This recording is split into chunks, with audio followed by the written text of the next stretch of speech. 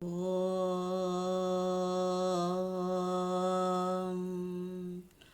ఓం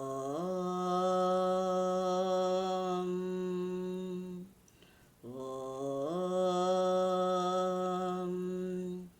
అస్మద్గురుభ్యో నమః. శ్రీ విష్ణు సహస్రనామంలోని 31వ శ్లోకం.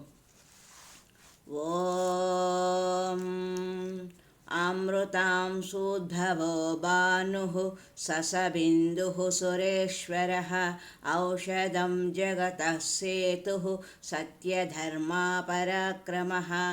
ఓం అమృతాం శూద్భవో భానుః ససబిందుః సురేశ్వరః ఔషధం జగతః సేతుః సత్యధర్మా పరాక్రమః. క్షీరసాగర మథనంలో ఉదయించిన అమృతాన్ని తన కిరణాల్లో పొందుపరుచుకున్న చంద్రుడు కూడా ఆ క్షీరసాగరం నుండే ఉదయించాడు.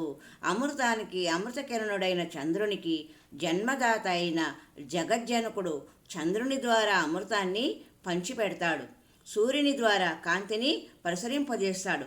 ఒకే కాంతి పుంజం నుంచి వెలువడిన వెన్నెల వేడి వేరువేరు గుణాలను వెల్లడించినట్లే ఒకే తత్వం నానా రూపాలలో నానా గుణాలతో భాషిస్తుంది. పండు వెన్నెలతో ప్రపంచాన్ని మురిపించే జాబిల్లిలో కుందేటిని కూర్చున్నవాడు కూడా ప్రకాశకాయుడైన పరమాత్మే. దేవతలు వారి వారి విధులను నెరవేర్చేట్టు చూచే నియంత భగవంతుడు. అగ్ని, వాయువు, ఇంద్రుడు అందరూ అతనికి భయపడి తమ తమ విధులను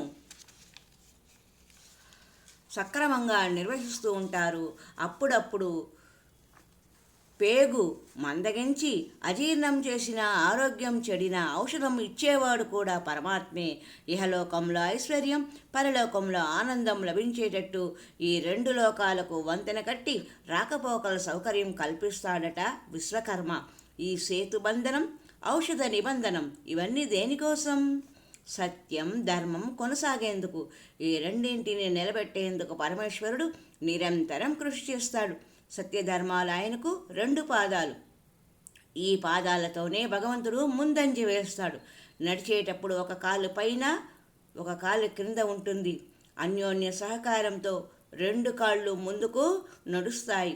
అలాగే సత్యధర్మ సమన్వయంతో పరమాత్మ పరాక్రమం పురోగమిస్తుంది. హరి ఓం తత్సత్.